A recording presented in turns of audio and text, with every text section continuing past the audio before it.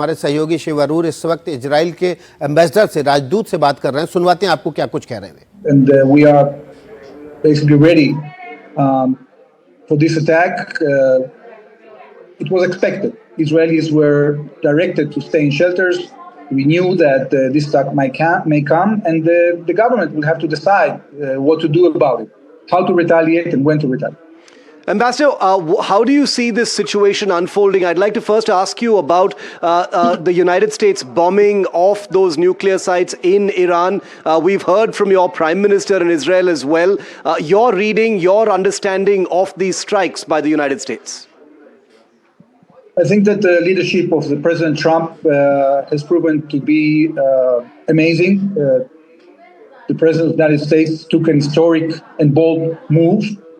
The decision to attack the nuclear facilities, I think, is the right decision. It is a decision that not only defends Israel, it defends the region, it defends the world, and it saves us from nuclear catastrophe that was planned by this malign regime. So it started with an Israeli strike against those installations and against the second existential threat that was the ballistic missile threat. As a result of that, the barrages of missiles from Iran have decreased substantially. But now this American action is basically sending a message to Iran that if they continue with their aggression, the price for the regime will be huge.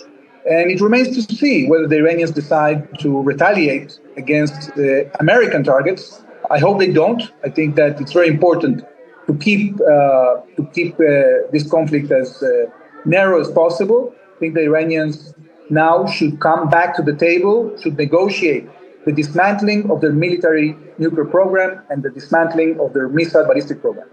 Ambassador Azar, my third question to you is, the Iranian government leadership has put the United States on notice. They've said no U.S. city, no U.S. citizen is safe. How do you interpret that threat? There are a large number of U.S. bases and military units spread across West Asia.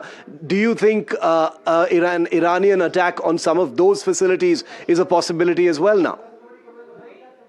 Well, thankfully, Shiv, Israel has decimated and degraded substantially the Iranian capability to retaliate because their stockpile of ballistic missiles has dwindled because of the fact that we have taken all their air defenses and their capability to continue their aggression against the region has diminished.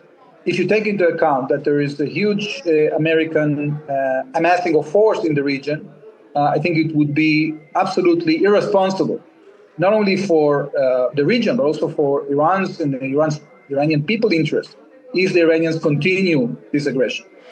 I know you can't go into specifics, Ambassador Azar, but I will still like to ask on the U.S. bombing, unprecedented bombing of 3 nuclear sites in Iran. It comes after, a wave of punitive attacks by Israel inside Iran. But during these particular strikes this morning by the United States, what role, if any, did Israel play and the Israel military, sir? As you've seen, Shiv, Israel in this Operation Rising Lion, has taken massive, action against all the nuclear installations of Iran. The Iranian military nuclear program was spread around more than 70 locations, and we systematically pounded these locations in the course of the last 10 days. There were some locations, like the facility in Fordo that is deeply underground, which the United States have capabilities to strike it more effectively. That's what they decided to do.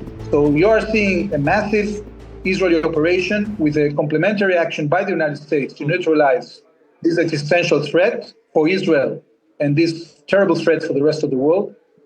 It has been, I think, a very effective action that was taken after decades of trying to convince the Iranians to avoid from this course of action. But unfortunately, they didn't take us seriously.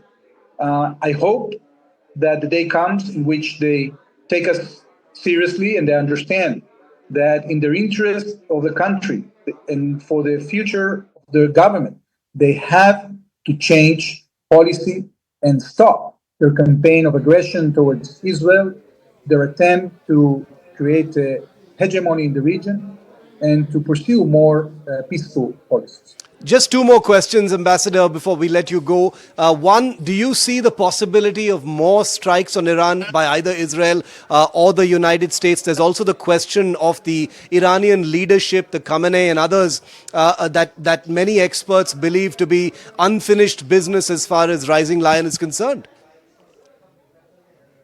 Well, Shiv, as much as we didn't agree to allow Iran to develop this double plan to exterminate us, we continue to be determined to defend ourselves. And if the regime doesn't understand the message and thinks that they can continue pursuing this, so probably our cabinet will have to make decisions to do more than just targeting the direct threats against us, and we'll have to take more action to hit the military infrastructure of Iran as a whole. As you know, Iran has many military targets that weren't hit yet. Their army, their navy, many other capabilities, installations. So there is a lot for Israel to continue hitting if Iran continues to attack us. Reuven Azhar जो भारत में Israel के राजदूत हैं, उनसे बातचीत की हमारे सहयोगी शिव अरूर ने, और उन्होंने क्या कुछ कहा है वो अपडेट आपके सामने रख देते हैं। इजराइल के एम्बेसडर ने कहा है कि हमें पता था एक दिन ये आएगा। उन्होंने कहा कि अमेरिका के हमले के बाद अब ईरान को बातचीत के लिए टेबल पे आ जाना चाहिए, उसको अपना न्यूक्लियर प्रोग्राम रोकना चाहिए। साथ ही साथ ईरान के इस हमले पर इजराइल ने कहा है कि वो हर तरह के हमले का जवाब देने के लिए तैयार हैं और इस पर अमेरिका का पूरा समर्थन है। हमें पता था कि एक दिन ये वक्त आएगा।